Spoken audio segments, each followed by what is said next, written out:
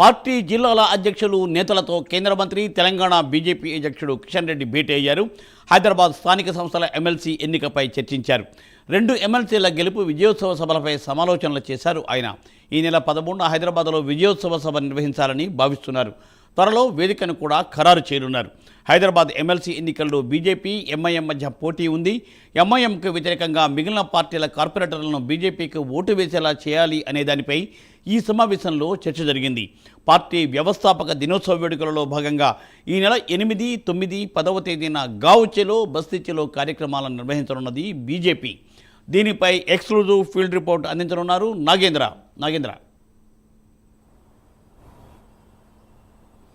Thank you Murthy. Telangana రాష్ట్రంలో మరొక MLC స్థానాన్ని తమ ఖాతాలో వేసుకునేందుకు కాషాయదళం సిద్ధమవుతుంది. ప్రస్తుతం దానిలో భాగంగానే బీజేపీ రాష్ట్ర కార్యాలయం కేంద్రంగా అందుబాటులో ఉన్నటువంటి జిల్లా అధ్యక్షులు కానీ ఇతర నేతలందరితో కూడా కేంద్ర మంత్రి అదేవిధంగా రాష్ట్ర అధ్యక్షుడైనటువంటి కిషన్ రెడ్డి సమావేశం ఏర్పాటు చేయడం జరిగింది. ఈ సమావేశంలో ప్రధానంగా నేతలందరికీ కూడా ఒకే ఆదేశాలను జారీ చేయడం జరిగింది. ముఖ్యంగా ఇప్పటికే ఒకవైపు తాజాగా జరిగినటువంటి 3 ఎమ్మెల్సీ ఎన్నికల్లో 2 స్థానాలను కైవసం చేసుకోవడం జరిగింది.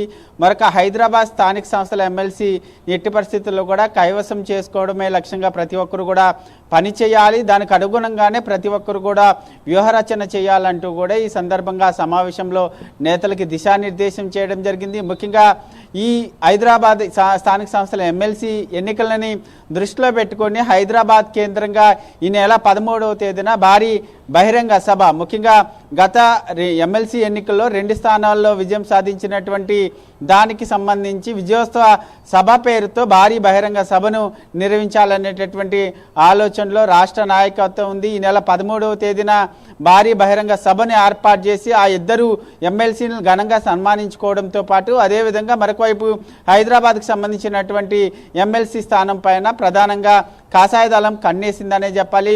ఆ సభా వేదికగానే ప్రధానంగా హైదరాబాద్కి సంబంధించినటువంటి అంశంలో కొన్ని కీలకమైనటువంటి అంశాలపైన ప్రకటన చేయాలనేటటువంటి ఆలోచనలో కిషన్ రెడ్డి ఉన్నారు. ప్రస్తుతం ఆ దిశగానైతే ప్రస్తుతమైతే రాష్ట్ర నాయకత్వానికి సమాయత్తం చేస్తున్నటువంటి పరిస్థితి ఉంది. దాంట్లో ప్రధానంగా హైదరాబాద్ స్థానిక ఎమ్మెల్సీ ఎన్నికలకు సంబంధించినటువంటి అంశంలో బీజేపీ అభ్యర్థిగా ఇప్పటికే ఒకవైపు గౌతమ్ రావు, కిషన్ రెడ్డికి నమ్మిన బట్టుగా ఉన్నటువంటి గౌతమ్ రావుని ప్రస్తుతమైతే బరిలో దింపారు. ముఖ్యంగా ఒకవైపు ఈ ఎమ్మెల్సీ ఎన్నికలకు సంబంధించినటువంటి అంశంలో పూర్తి స్థాయిలో ముఖ్యంగా బీజేపీకి సంబంధించి పూర్తి స్థాయిలో బలం లేకపోయినప్పటికీ అభ్యర్థిని మాత్రం బరిలో నిలిపారు. ఎందుకంటే 110 ఓట్లు ఉంటే దాంట్లో బీజేపీకి మాత్రం 22 మంది మాత్రమే ఓట్లు ఉన్నటువంటి పరిస్థితి ఉంది. ఈ పరిస్థితుల్లో బీజేపీ ఏ విధంగా స్థానాన్ని కైవసం చేసుకోవాలంటే ఏ విధంగా మనం వ్యూహరచన చేయాలి, ఏ విధంగా ముందుకు వెళ్ళాలన్న దానిపైన ప్రధానంగా బీజేపీ పార్టీ ఫోకస్ చేసింది.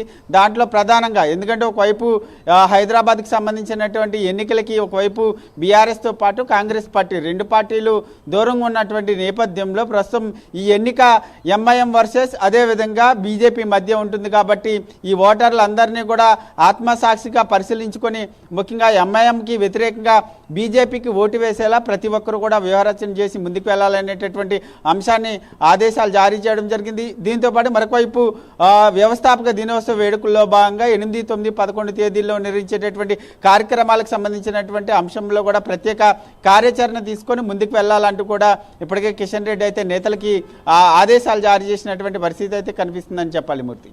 Thank you Nagendra. Thanks for exclusive field report.